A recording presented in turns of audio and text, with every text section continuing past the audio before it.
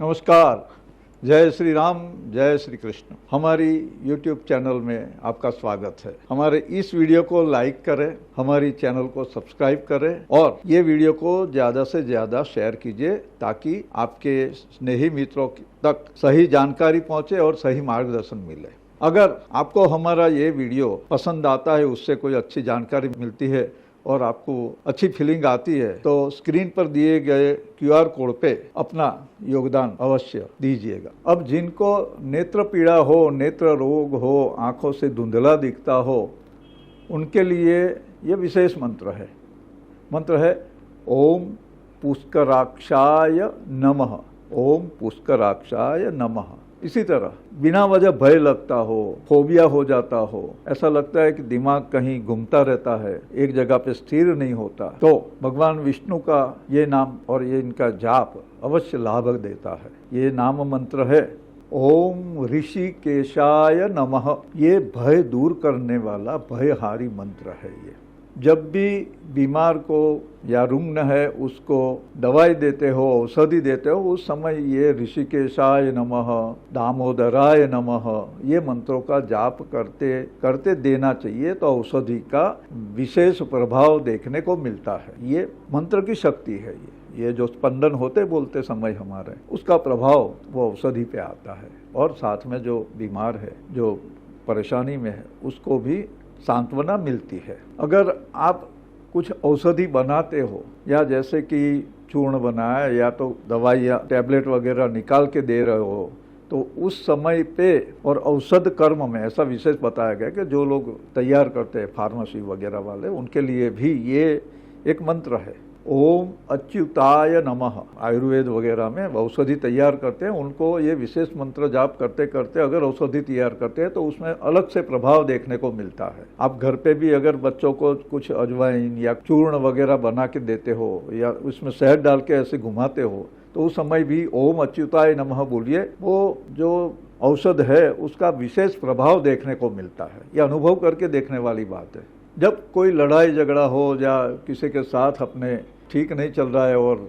युद्ध की या लड़ाई की स्थिति उत्पन्न हो जाती है कहीं कहीं, कभी सोसाइटी में, कभी रोड पे, कभी कई जगह पे, तो मंत्र है ओम अपराजिताय नमः। ओम अपराजिताय नमः। ये मंत्र के जाप होने चाहिए।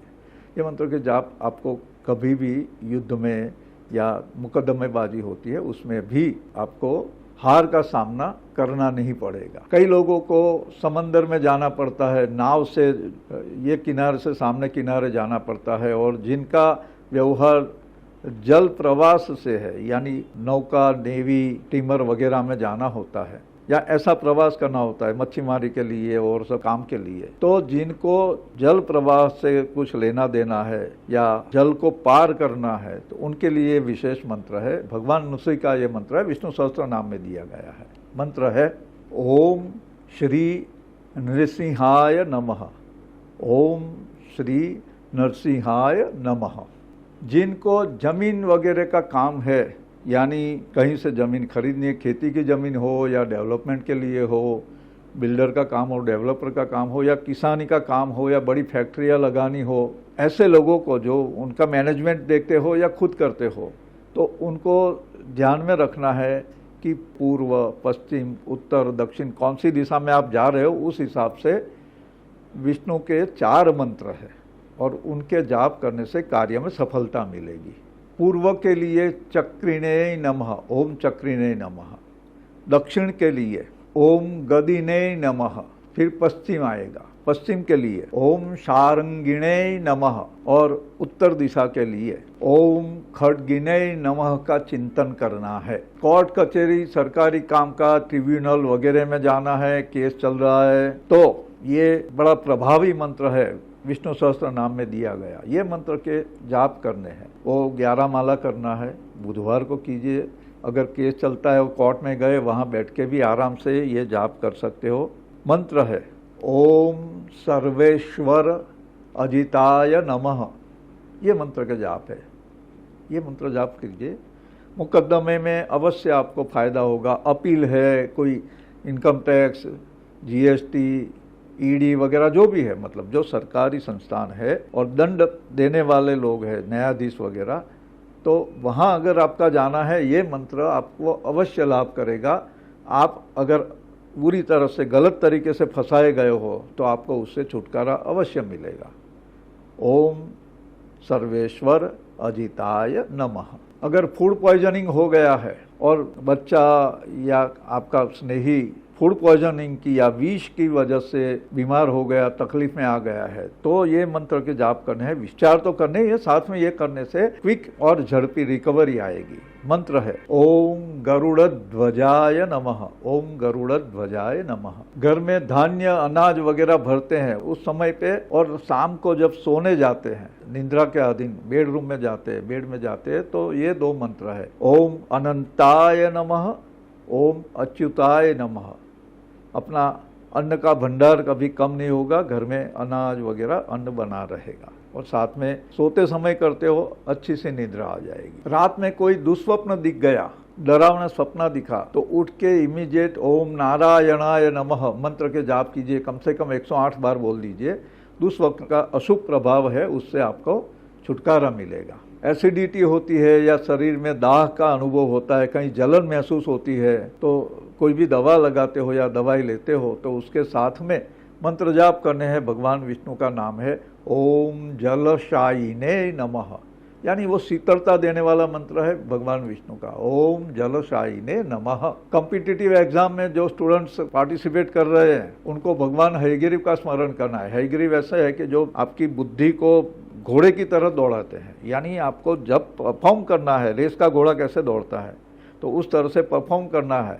तो मंत्र है ओम हयग्रीवाय नमः। भगवान हयग्रीव के दूसरे भी मंत्र है, लेकिन ये मंत्र सामान्य है, सिंपल है। अच्छा, उसके साथ में हमने आगे भी बताया एक मंत्र है ओम पुरुषोत्तमाय नमः। ये सामान्य विद्या प्राप्ति के लिए है, और ये एग्जाम वगैरह जो आपको कॉम्पिटिटिव देनी है उसके लिए ये ओम हयग्रीवाय नमः मंत्र है।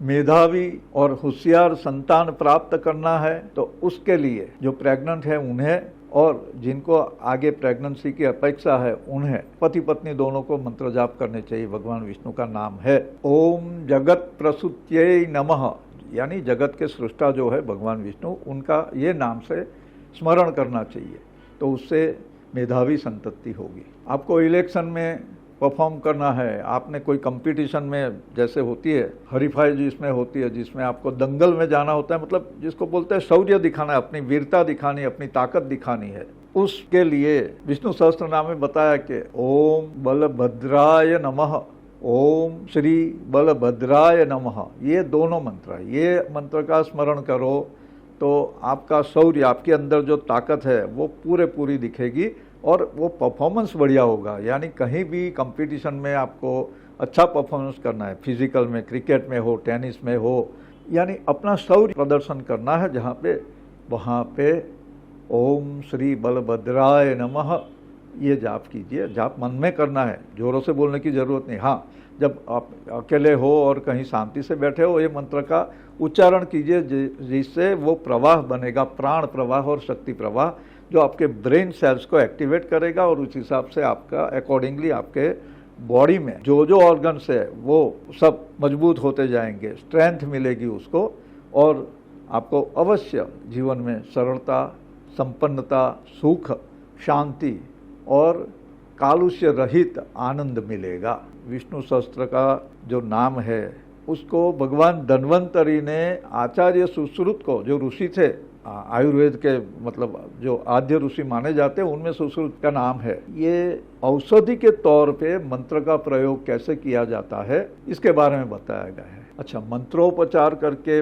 बड़ी पुस्तक भी हमारे ध्यान में है, जिसमें कई मंत्रों के, कई स्तोत्र के पाठ से बीमारियों में राहत मिलती है, कईयों की बीमारियां दूर हुई है। ऐसे कई अनोखे उदाहरण हमारे सामने है, मतलब ऑथेंटिकेट बातें हैं ये, लेकिन इसका प्रयोग सही तरीके से करना चाहिए। ये विज्ञान है, ये जो फोनेटिक बोलना होता है उसका ये साइंस है, और उसको समझना बहुत जरूरी है। शब्द में शक्ति है, ऐसे बोलता है, शब्द से ही बड़े बड़े युद्ध भी हो जाते हैं और बड़ी बड़ी लड़ाइयाँ शांत भी हो जाती है। तो ये मंत्र रूप औषध का प्रयोग आप कीजिए। अपने जीवन में जो कामना है वो कामना पूर्ति के लिए भगवान विष्णु का शरण लेना है। कोई धर्म से उसको लेना देना नहीं है, हाँ, ये विज्ञान है। आप प्रयोग कीजिए, समझ में आएगा। ठीक है, तो हम अपेक्षा रखते हैं कि आप ये अच्छे से प्रयोग करेंगे। इसको कोई श्रद्धा के साथ जोड़ना नहीं है, सिर्फ आप कीजिए। हाँ, करने से सामने रिजल्ट दिखेगा। हाँ, करते रहना चाहिए। ये इसका नियम यही है कि कंटिन्यूटी चाहिए। 4 दिन क्या कुछ नहीं दिख रहा है, ऐसा नहीं। कभी कभी 1 साल, 2 साल, 5 साल, 10 साल भी करना होता है, और तब जाके अच्छे रिजल्ट मिलते हैं, फिर लाइफ टाइम मिलता है। तो आप सब इससे लाभान्वित हो, इसीलिए हमने ये पूरी श्री विष्णु सहस्त्र नाम की जो महिमा है वो आपको बताया है। धन्यवाद।